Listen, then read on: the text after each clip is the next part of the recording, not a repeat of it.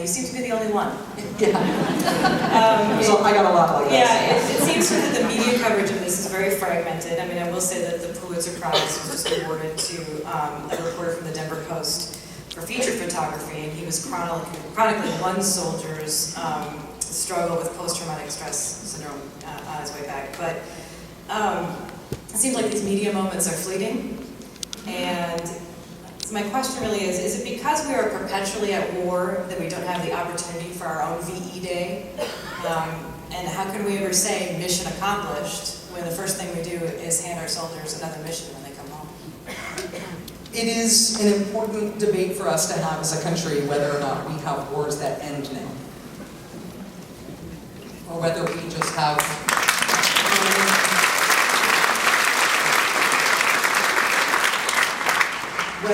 a permanent overseas role that involves killing people and putting Americans in uniform in danger of being hurt and killed.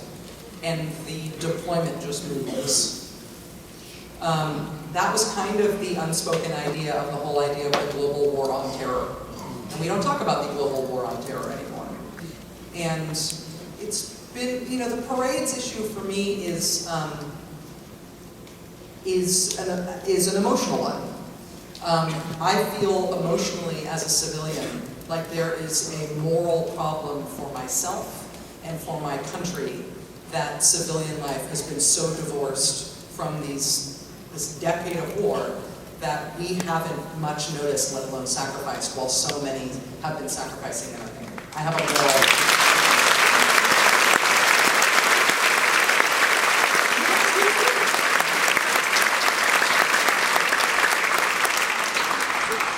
So with 1% of the population fighting these wars, these very, very difficult, very long-term wars in very difficult environments, 2, 3, 4, 5 combat deployments.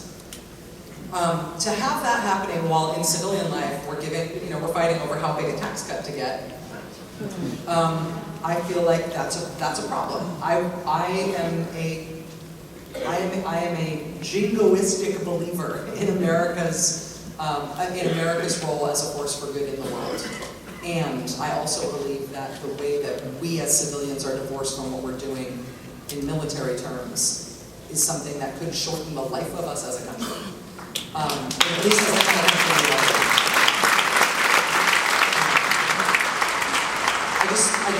I don't think it's who we are. I mean, we were not founded to be pacifists, right? The founding fathers, part of the beef, right? The colonists' beef was in part that we were having to provide all of this financing and material and taxes to pay for these stupid British wars that didn't benefit us at all. That we didn't really want to prop up pointless wars that were not connected to the needs of the people. And that's what the colonists complained about when they got together and decided that we'd do things in a different way here. And they said, we will not have it be any one person. We will never call them a king, but it won't be a person who has king-like power to wage a war, because even when... Wait, hold on, Mr. Becker said this better than me. I swear I won't do this a lot, but there's just one thing. He was a first-term congressman from Illinois. The provision of this is 1847 or 1848. The provision of the Constitution giving the war-making power to Congress was dictated, as I understand it, said Abraham Lincoln, by the following reasons. Kings had always been involving and impoverishing their people in wars, pretending generally, if not always, that the good of the people was the object. This, our convention, meaning our constitutional convention, understood to be the most oppressive of all kingly oppressions, and they resolved to so frame the Constitution that no one man should hold the power of bringing this oppression upon us. The colonists and the founding fathers and the people who wrote the Constitution were pissed about this idea that there would be wars waged that were not for the benefit of the people. And the way that you can make sure that happens is that the people don't get to decide what wars we wage.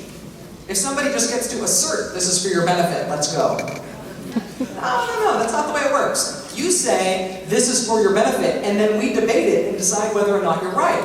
And if it turns out you lose the argument, then you don't get to start the war. That's the way it's supposed to go. And that idea that our heart as a people is connected to the bravery and the sacrifice needed to go wage a war is part of, I think, the main moral core of us as a nation, and I do not want to lose it. And so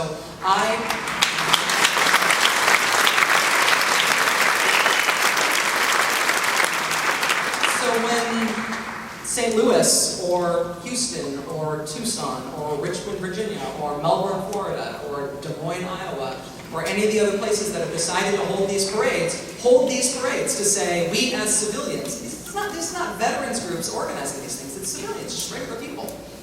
Saying, we as civilians recognize that the Iraq War is over, it is ended, that is worth marking, and we want to welcome home and say thank you to the people who fought it in our name. That impulse among civilians, to me, seems incredibly morally vital. And so I will admit to cheerleading for that.